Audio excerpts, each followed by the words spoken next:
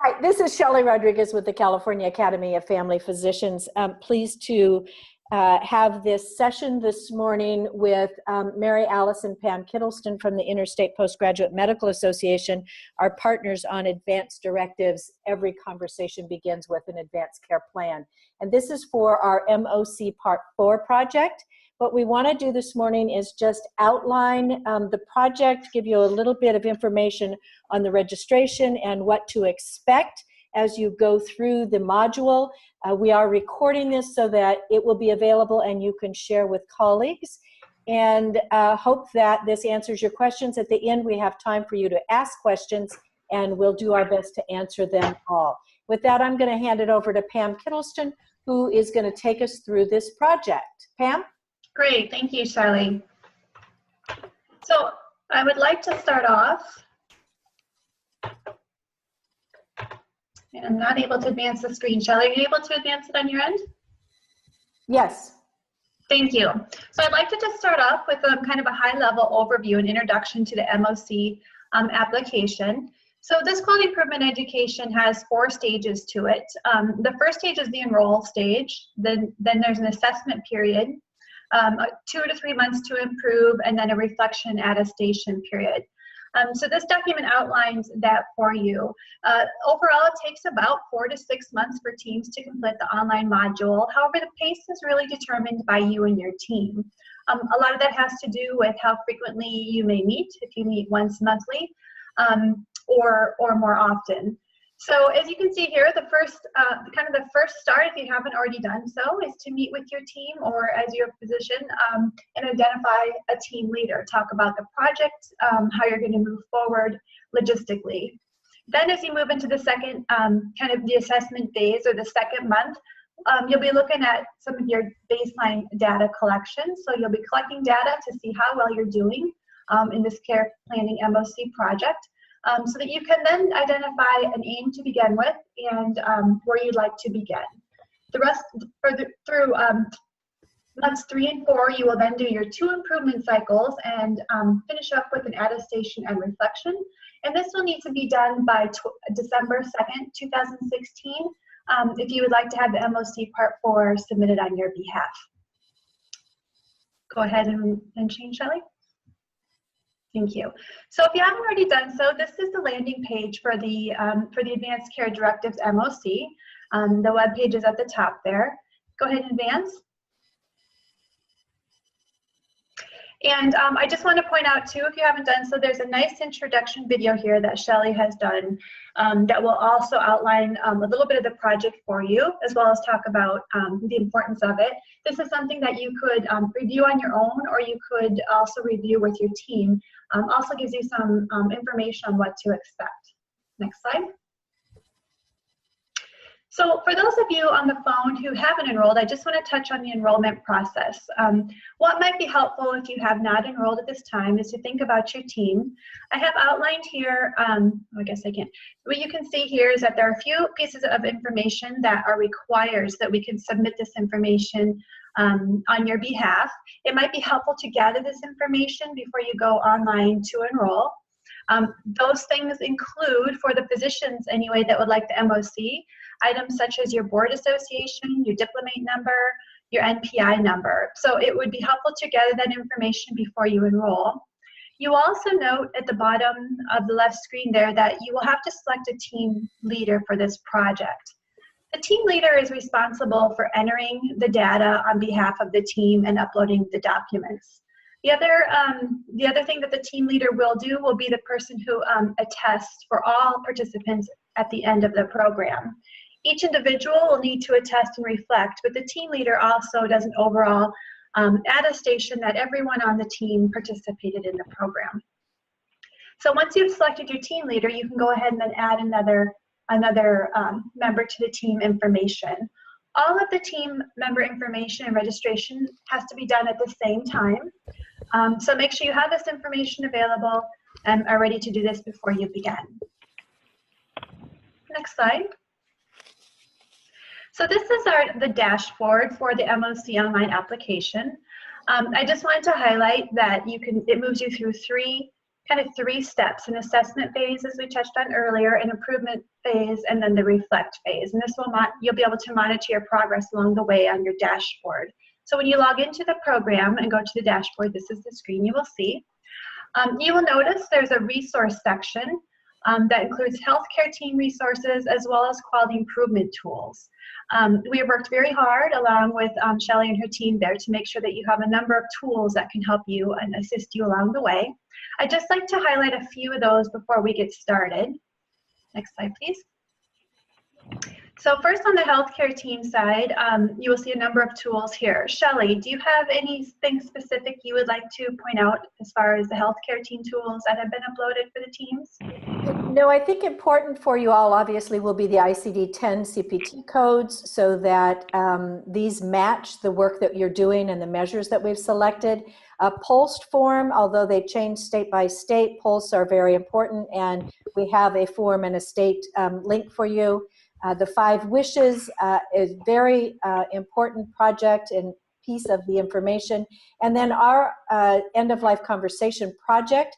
This website includes the 4, and for this project, 3 podcasts that will really give you conversations and allow you to hear what clinicians are talking about and talking with patients on the topic. Great, and next slide. And here are those podcasts. Yep. Each of them is less than 10 minutes, and they are available both from our website and on iTunes under a topic called CAFP The Talk. Thank you.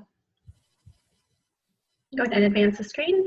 The next are in the resource section are the quality improvement tools. And I want to just show these to you so that you know where you can go if you would like to download any of these, or maybe just poke around before you get started to see what's in here. The quality improvement tools can be found in the resource section as we have outlined here, but they're also embedded right when you need them during your improvement project. So you will always be able to hyperlink into them. And I will show you that as we move on. So these are here to guide you. They are not mandatory that you use these specific templates, but just to kind of introduce you to how we have them set up in a helpful way. We have a data collection plan that we have created for you to try to help capture the baseline and ongoing data collection. And then the rest of the tools will be used throughout the module have kind of 3 templates, most of them. They have a kind of an introduction. So if you aren't familiar with, for example, process mapping, it will give you a how-to. It's something you could print off with your team to help you with that, through that process. It also includes a template that you could use if you don't already have a way to capture the information, as well as an example. So I will just go through a couple here to show you that, and then we'll show you how they're embedded in the MOC module as you're doing your improvement work. So the next slide. So this is an example of the data collection sheet that has been created. What the data collection sheet does here is it helps you or reminds you of your target population. So for the advanced care planning, for this module, it will be those patients aged 50 years of age and older, or anyone between the age of 50 to 64 who has documentation of an advanced chronic illness. And we have defined that on this data worksheet. So that will be who can be included in your denominator to help as you start to measure. There are a number of options for identifying your target population. You can do a chart review, a retrospective chart review if you'd like, and you can use the checklist on here just to help you determine whether the patient in the chart does meet that denominator or not by answering those questions.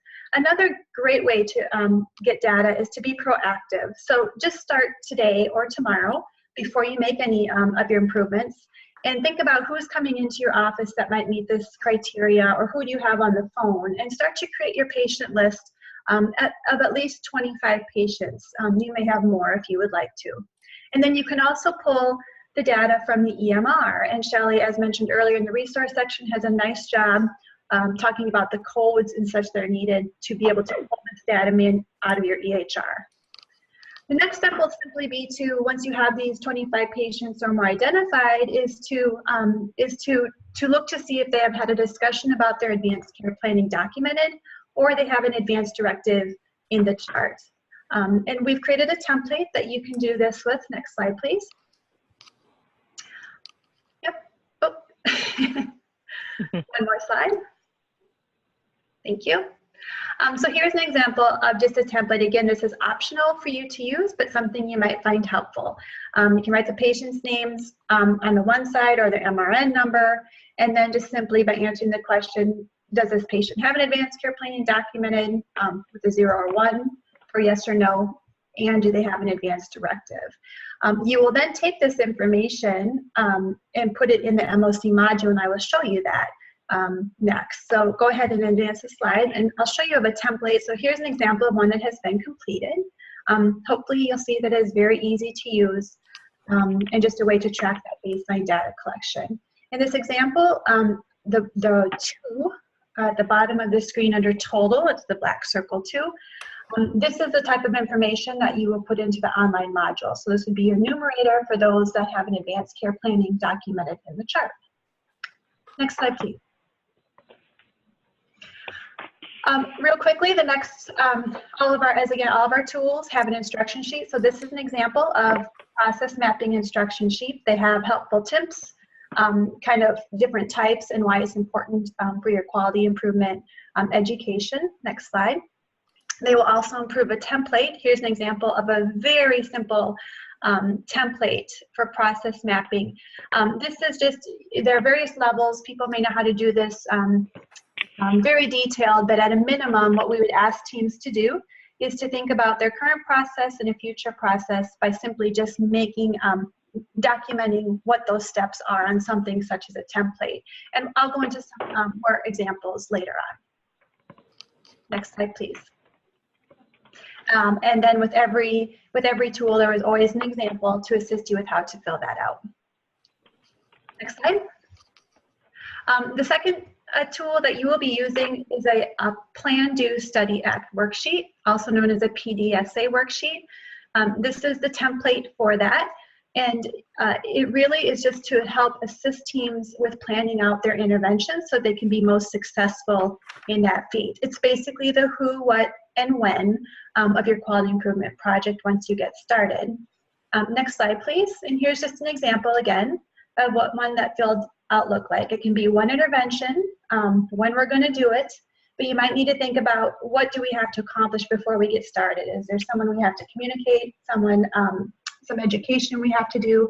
So this just helps you thoughtfully think out how you're going to roll out your improvement project at your clinic or site. And then you will fill out, once you have done the information, once you've looked at some more data, and what your next step will be. Next slide, please. So again, those are just I just wanted to highlight a few of the tools that you have in your quality improvement toolbox there, so that you're aware of what they look like and what versions there are. So we'll go ahead and move through real quickly the application just to show you what you have in store. So you will begin by hitting your continue button there in your assess stage. And you can go to the next slide, please, Shelley. And the first step is, you see along the top there's a bar. So in this assess stage, there's 1 through 7. You can always kind of monitor your progress or where you're at by looking at the bar. So the first 2 steps are simply kind of informational. Again, realizing that that physicians and teams may be at different stages of their quality improvement education. Here's a video on the Plan, Do, Study, Act, or PDSA methodology.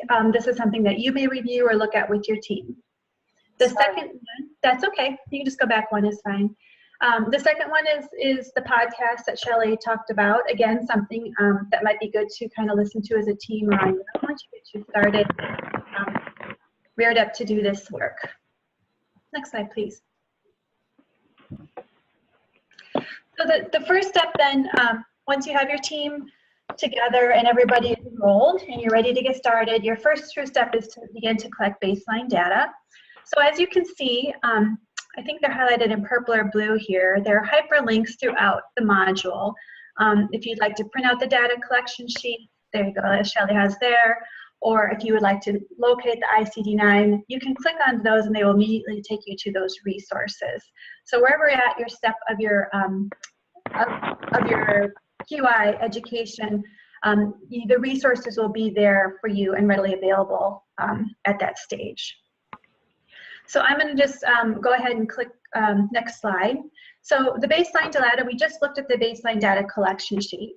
this is where you enter the data that you collected. So for example, this would show that you had 25 patients, and from that initial data review, you had 4 that had documentation of discussion of advanced care planning, and 6 with the advanced directive in the chart. So you simply take the information from your data collection and enter those numbers into the module.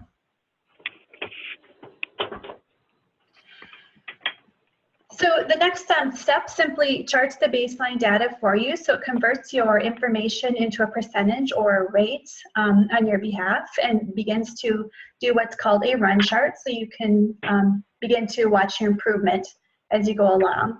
So this is just an FYI and something that you might find helpful as you go along the way. This chart can be printed out, and you could use it at team meetings if you'd like, or as people go on to view where they're at on the module, they will see that as well.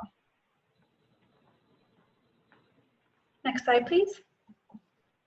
So after you have looked at your baseline data for the 2 measures that we have, you can start to select your specific aim. For the purposes of the module, although you may choose to work on both communication or starting the conversation and having an advanced directive, for this module, you only have to select one specific aim for your improvement effort. So after you've looked at your baseline data and thought about your gap, you and your team can then choose which one you'd like to begin to work on. So we'd ask you just to fill out to select your aim statement, which clearly just identifies where you're starting, where you would like to be, and by when. So kind of puts an end date to the project. And you will do that by just entering in the numbers there. So as you will see, it automatically populates your baseline data, so you don't have to go back and write that in. It populates that for you, and then you will select your goal and the end date for your project. Next slide. So the next step in the project, and again, this is the very last step in your assess phase, is to really help you to determine where your process begins and ends, and to help you identify what interventions you might do. So how am I going to start? I know I have an issue, but what do I want to do? So this module will help you to identify some exercises that you can do to help you understand what might be some root causes for why this isn't happening in your clinic, and to really clearly identify the steps in your process for how you plan to get the work done. By doing both of these, it will help to improve. The process and get the outcomes that you would like. So at this point, you will be doing a process map and a little bit of a cause analysis of some sort. You can do a 5-wire fishbone, and these are hyperlinked back into the tools. You will then just upload the files from here. You upload them into the module, and then you can go ahead and move on. So what this step really does is, what I kind of want to point out is, this will tell you what is the next step in your QI education. How you get it done is really up to you. So you may use our templates if you would wish. You may be very good at process mapping or have somebody in your clinic who can do that. You may use some sort of kind of online module yourself, or you could use just a whiteboard and take a picture of that and upload that as well. So this, although it looks like a lot of information, these are really just helped clarify where you're going to start, and can be done fairly quickly and easily just through talking with your team about that. So next slide, please. I just want to show you some examples. Again, you saw our templates earlier. You can see the picture in the back is an example of a team that went through this, perspective of everyone who's on the team, all the roles. They included their educational brochure and some scripting. So an example of how you can use Post-it notes to think through your process if you like, and just take a picture of that when you're done, or you can just write it down on a piece of paper. So however you upload, it doesn't matter what format it's in. It's just important that you think about this step in your improvement journey to help you clearly define your process. And the next one, Shelley.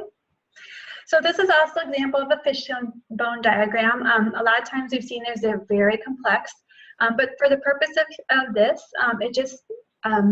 it prompts you to think through why you're getting the effect you're getting. So what are some these big buckets here. What are some task issues, people issues, environmental issues? Some of these are the main drivers usually.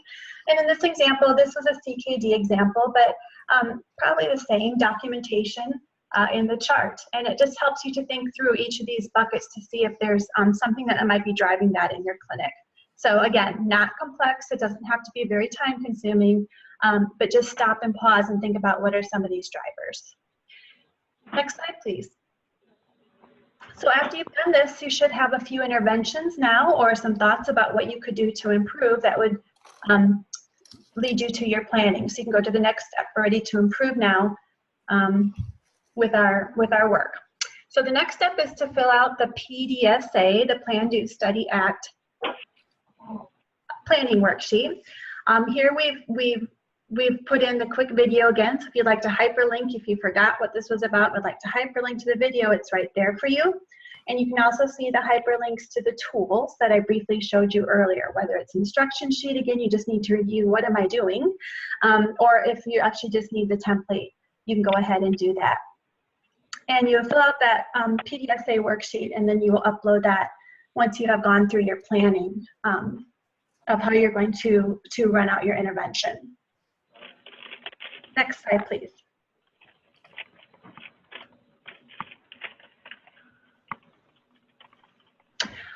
So sorry, this was just on 2 sets.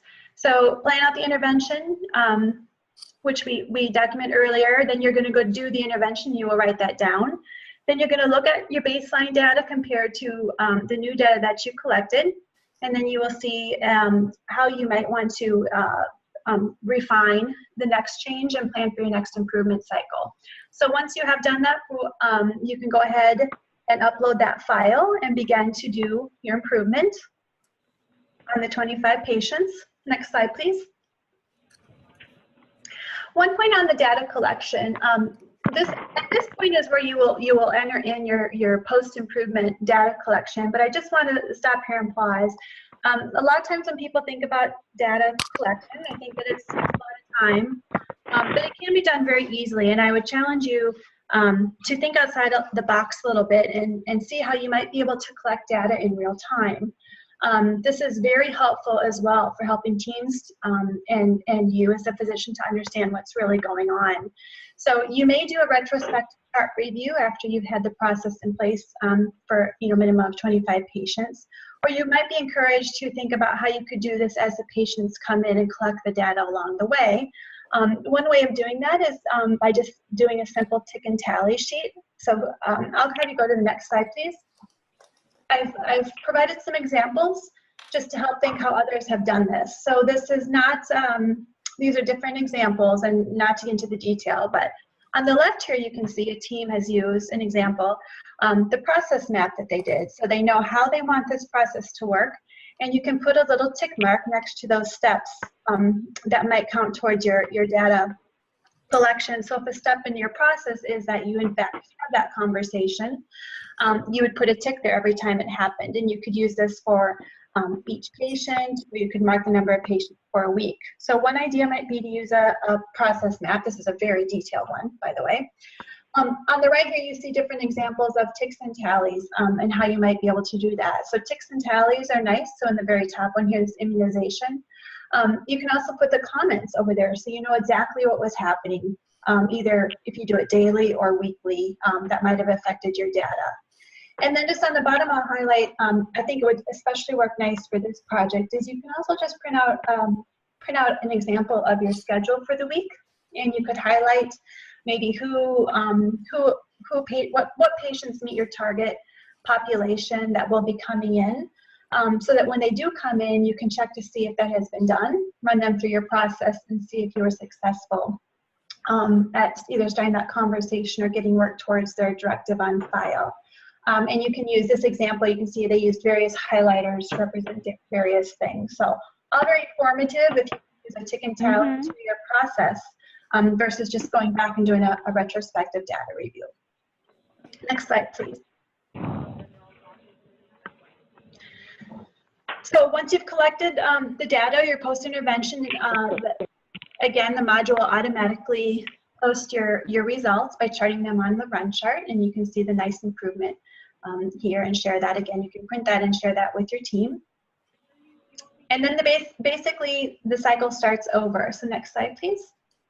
Once you've compared your results to your baseline and see improvement, you can think about, reflect on how did that cycle go, what were some barriers, what went well, and then you will plan for your next cycle. And once again, you just load the Plan, Do, Check, Act worksheet that we had reviewed earlier, outlining what you're going to do for your second cycle. And you upload that into the module. Next slide, please.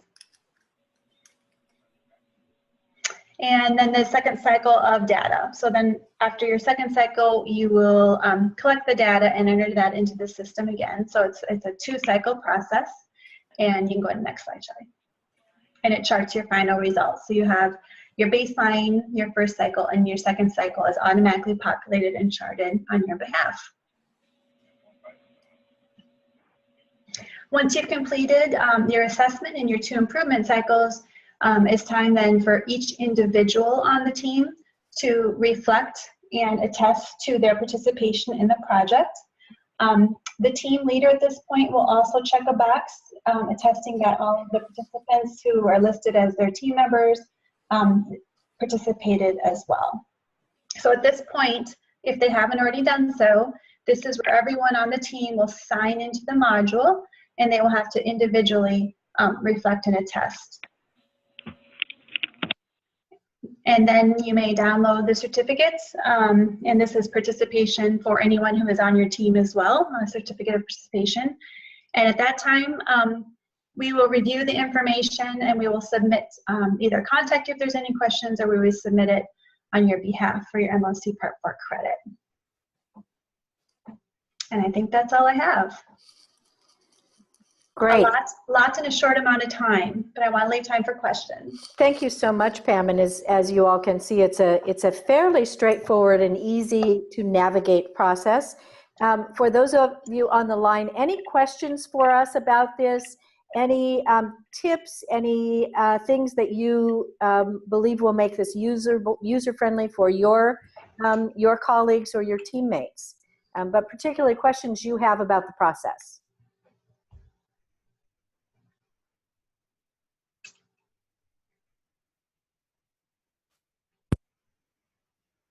Kate, I see your... Yeah, can you hear me?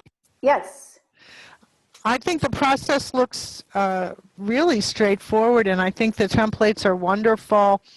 I'm just wondering, in terms of the outcomes, are we able to capture, you know, a level of success with this, so that, you know, we can say, you know, these people have completed you know, an advanced directive, what percentage, you know, basically it looks like what we're doing is we're selecting a way to chart or to assess whether we're having the conversation, but we're not really taking it to the level of, you know, have they completed an advanced directive? Did they fill out the 5 wishes form? Do they have a post?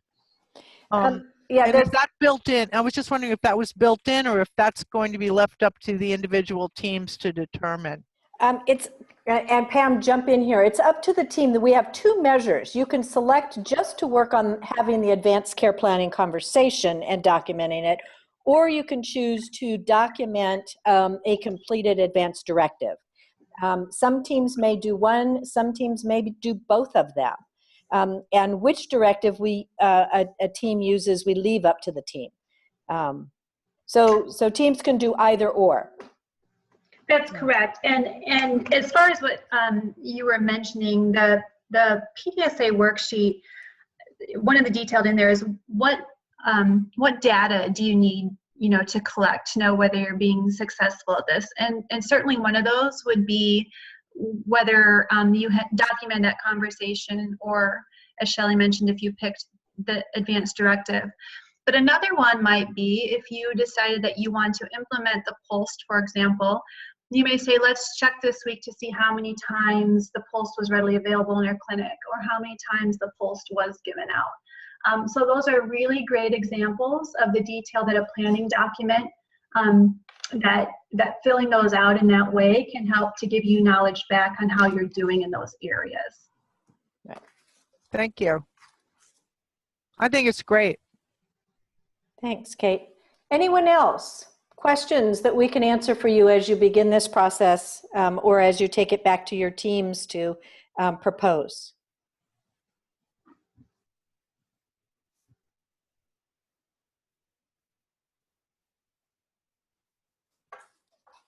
It doesn't sound like it. Well, I want to thank everyone for being on the phone, and Mary and Pam, thank you in particular for the great illustrations and walking us through this process. We will, as I said, we recorded this. We will make this available on CAFP's website, familydocs.org /EOL, and so anyone who wants to go in and look at more information before they start and as they're making the decision to start, we'll certainly encourage them to do that. You also have the contact numbers on the website for IPMA and CAFP, and we're here to help you. The good news is there are already a few folks in the system working on it, starting to enter their data and beginning their PDSA cycles. So we will have some report back to folks about how this is working. Again, appreciate your time, appreciate your commitment to this very important topic. And with that, thank you all very much. Thank you.